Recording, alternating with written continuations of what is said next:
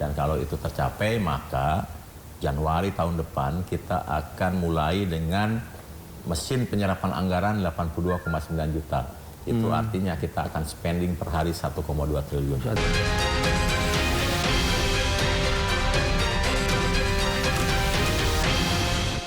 Ya, terima kasih pemirsa masih bersama saya di 111. Pak Dadan, kita lanjutkan lagi. Bapak tadi di segmen sebelumnya disampaikan bahwa cukup ketat sebetulnya ya. BGN itu menyebar pegawainya sampai di satu SPPG ada satu kepala. Belum lagi satu kepala itu punya minimal berapa? 2 atau 3 anak buah itu ya, termasuk relawannya. Tapi pertanyaan saya, masih tetap ada yang kejadian ya Pak, ada yang terlepas nih teknis ya atau apapun itu, ada yang tiba-tiba sampai di lapangan, ada yang keracunan. Tapi Bapak tadi juga di segmen awal sempat menyampaikan ada berita ramai keracunan, ternyata setelah dicek sebetulnya tidak makan makanan itu kan gitu. Tapi ada juga yang sempat kemarin ramai, apa tuh Pak, yang omprengannya katanya mengandung babi gitu. Itu sebetulnya sampai seperti itu tuh apa sih Pak? Apakah sebenarnya ada miskomunikasi atau ada upaya pihak tertentu yang hanya sekedar sebetulnya awalnya iseng-iseng bercanda ngeviralin terus jadi viral, atau seperti apa itu Pak? Ya gini, kalau untuk urusan teknis ya, ini kan variasinya banyak. Betul. Kita sudah berusaha mendidik mereka, terutama KSPPG ini. Ada yang 7 bulan, ada yang 4,5 bulan, ada 3,5 bulan. Ternyata kan begitu bekerja kan tergantung dari kapabilitas masing-masing. Jadi kami dapat laporan, ada yang males, ada yang bekerja tidak sesuai schedule, ada yang arogan, tapi banyak juga yang bagus. Gitu. Jadi itu variasi yang terjadi di lapangan dan itu kita evaluasi terus-menerus. Jadi sekarang kalau misalnya ada KSPPG yang dilaporkan, langsung kita cek and recheck, betul kita tarik ganti gitu, ya kayak gitu. Nah kemudian terkait dengan gangguan pencernaan, ada kualitas makanan yang kurang, ini memang hal yang memang terus menerus kita harus perbaiki karena memang tadi saya sampaikan variasi di lapangan, kadang-kadang hal insidental terjadi dalam waktu yang sangat singkat di lapangan itu. Nah terkait dengan isu ada food tray yang mengandung minyak babi kan sebetulnya bukan jangan salah paham karena food tray itu kan terbuat dari logam. Itu kan campuran antara kromium sama nikel dengan yang lainnya. Jadi tidak ada minyak di situ. Jadi jangan salah paham. Nah, minyak kemudian digunakan dalam food tray itu ketika lembaran logam itu mau dicetak. Nah, minyaknya itu harus digunakan di mesin pencetaknya supaya tidak merusak permukaannya, juga tidak menyebabkan cracking pada traynya dan juga tidak sulit ya karena dengan adanya minyak kan menjadi energinya lebih ringan. Nah itu minyak. Nah di Indonesia alhamdulillah nih sebetulnya minyak nabatinya itu kan minyak nabati bukan minyak lain, dan itu bukan pada food tray-nya tapi pada mesinnya. Nah kemudian kalau ada yang menggunakan minyak biasanya ada proses lanjutan, yaitu proses pencucian, sterilisasi sehingga food tray itu dalam keadaan bersih, kan nggak mungkin lolos QC itu kalau tidak bersih. Nah kemarin saya sudah melihat pabrik food tray di Bekasi, di Cikarang, dan itu ternyata tidak menggunakan minyak sama sekali karena peran minyaknya digantikan dengan plastik. Jadi si lembarannya itu dia bungkus dengan plastik, kemudian ditekan gitu, ditekan bersama plastiknya. Jadi plastiknya udah selesai, tinggal dibuka. Jadi tidak ada minyak sama sekali. Jadi mohon dipahami bahwa minyak itu tidak menjadi bahan pada food tray. Karena kalau ada tetes minyak satu saja kan pasti kotor. Ya sementara yang kita gunakan kan dicuci, bersih, pada disterilisasi gitu. Nah sekarang untuk yang terkait dengan food tray dari luar negeri, saya sudah koordinasi dengan Badan Penyelenggara Jaminan Produk Halal ya Pak Haikal. Pokoknya seluruh food tray yang berasal dari luar negeri harus dikasih label halal. Itu isunya. Tapi kalau untuk makanan sendiri Pak, kan kita ini kan kalau secara mayoritas di Indonesia ini kan Muslim banyak. Jadi standarisasi halal Islam ya itu. Tapi kan mungkin di beberapa daerah tertentu ada juga yang mayoritasnya bukan Muslim ya, meskipun saya nggak ngomong mayoritas minoritas nggak boleh lah, tetapi ada di kawasan timur sana kan ada yang jumlah penduduknya lebih banyak non muslimnya gitu. Tapi yang standar makan yang dipakai tetap standar untuk secara Ya, semua produk semua SPP kita dinyatakan halal sama BPJPH, dan saya sudah sampaikan meskipun ada mayoritas penduduk yang non muslim ya.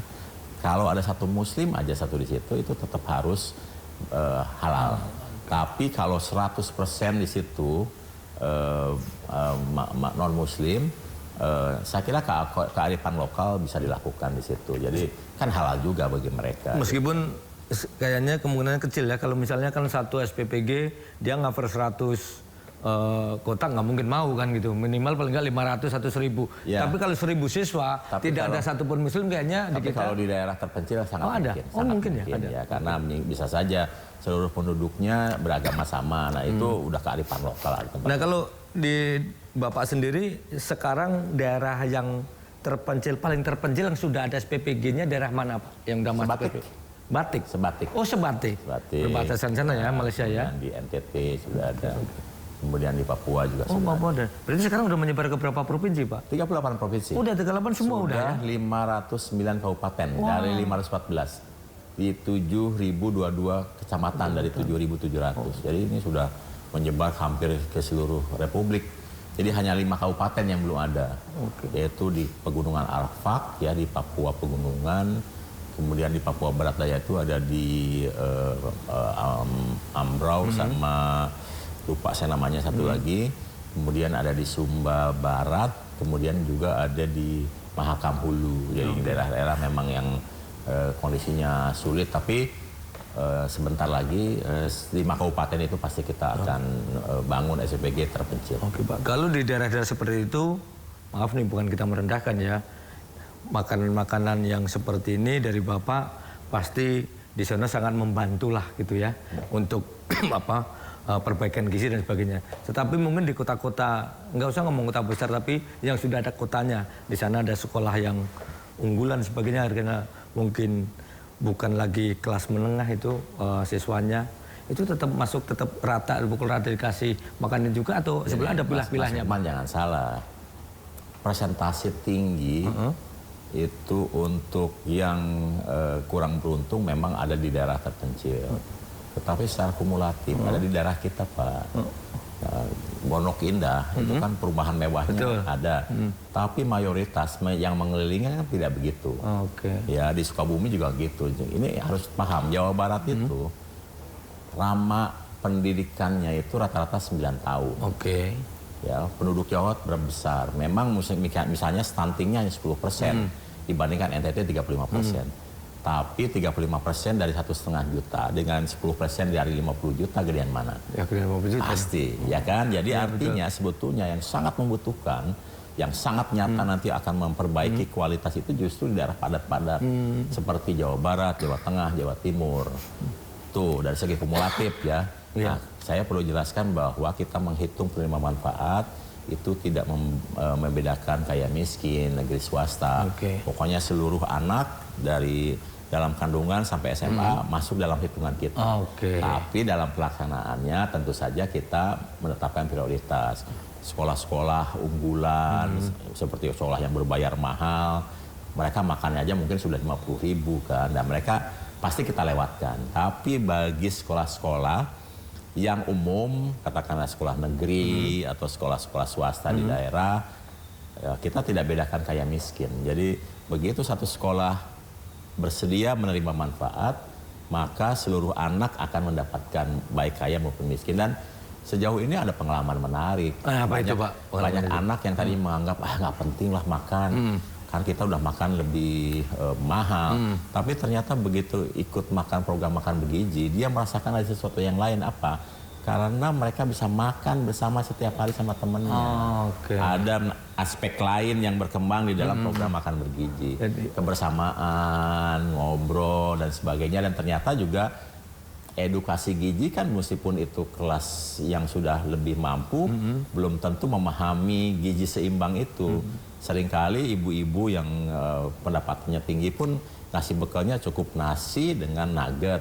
Sementara yang kita sajikan kan ada nasi, ada proteinnya, ada sayurnya, ada seratnya, kemudian ada buahnya, ada susunya. Itu Ada sekolah-sekolah yang cukup menarik yang mungkin tidak ingin minta, tapi kemudian menugaskan kepada anaknya, anak didiknya, tolong bawa bekal dengan komposisi sama seperti di MBG. Itu terjadi juga. Oke.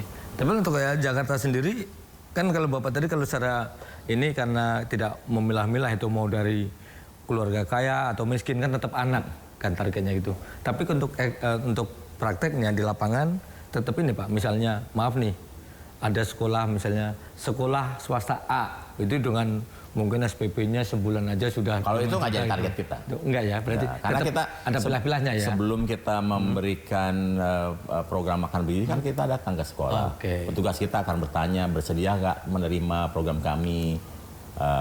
Mereka pasti bilang nggak usah, kita lewat.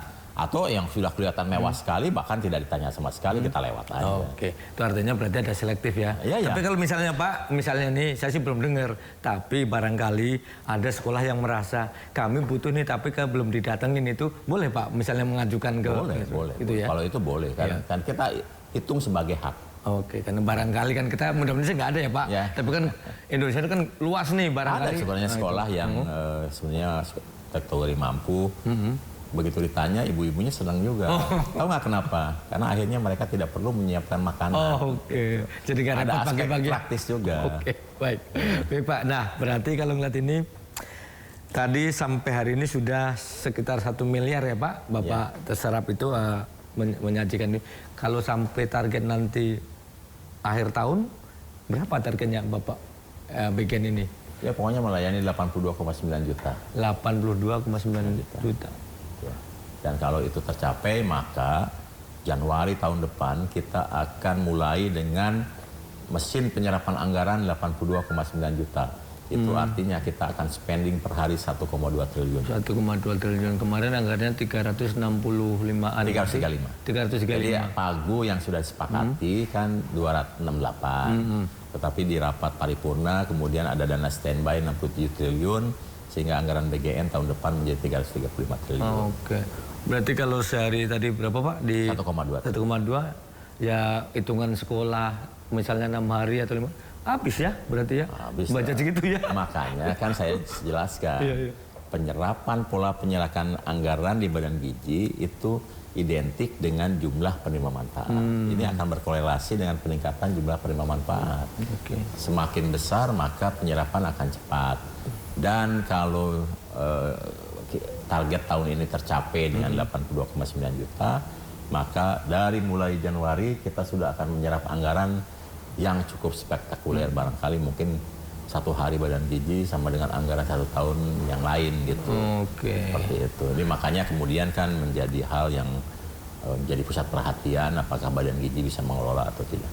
Tapi sejauh ini udah ada belum Pak laporan misalnya analisa dari tim BGN sendiri, meskipun pasti kan ketika ada program Bapak kerja menyalurkan sesuatu pasti juga penasaran juga dong dengan hasilnya perkembangannya. Misalnya sekolah A dari proyek pertama kali Bapak mulai dia mendapatkan makan bergizi gratis itu, terus sampai sekarang berarti sudah berapa bulan ini dapat terus. Ada nggak Bapak dapat laporan yang di sekolah itu sebelumnya anak-anaknya mungkin entah ada hubungannya atau enggak ya, tapi mungkin sebelumnya mereka kurang semangat, ngantuk apa karena stunting, kurang gizi. Terus sekarang ketika di ini menjadi berubah gitu, ada nggak Pak? Laporan yang paling nyata, begitu program makan bergizi ada di satu sekolah, angka kehadirannya naik.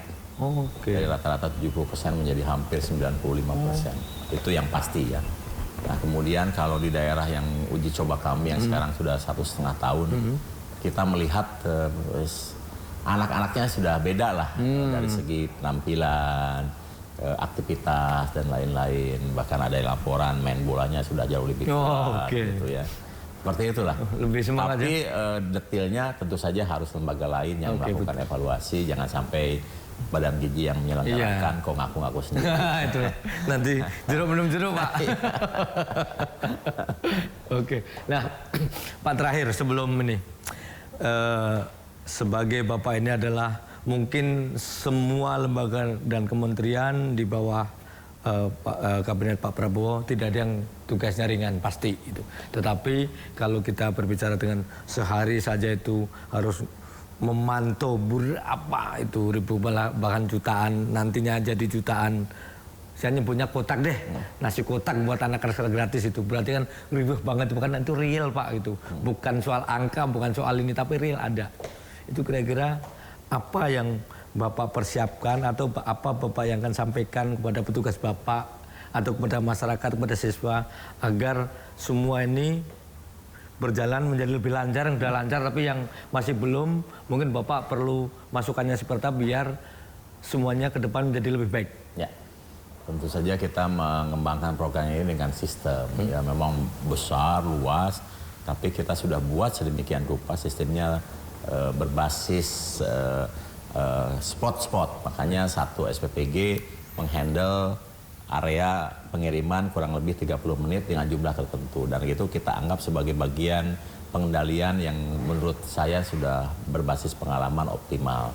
Nah tentu saja kepada petugas dan pegawai Badan Gizi Nasional, termasuk mitra di berbagai daerah, marilah kita sukseskan program ini, kita manfaatkan kebijakan ini untuk meningkatkan kualitas sumber daya manusia Indonesia sambil meningkatkan dampak ekonomi yang akan besar di daerah-daerah sehingga akan tumbuh entrepreneur baru karena satu SPPG butuh 15 supplier, kemudian banyak petani, peternak, nelayan yang akan melakukan produksi di atas lahannya karena Badan Gizi menjamin pembelian, dan kemudian tentu saja kepada penerima manfaat. Saya kira ini kesempatan yang luar biasa agar memanfaatkan intervensi pemenuhan gizi ini dan memanfaatkan konsumsi sebaik mungkin untuk perbaikan dan pertumbuhan yang optimal pada penerima manfaat. Baik Pak Dadan itu, terima kasih sekali untuk waktunya. Ini ternyata banyak dari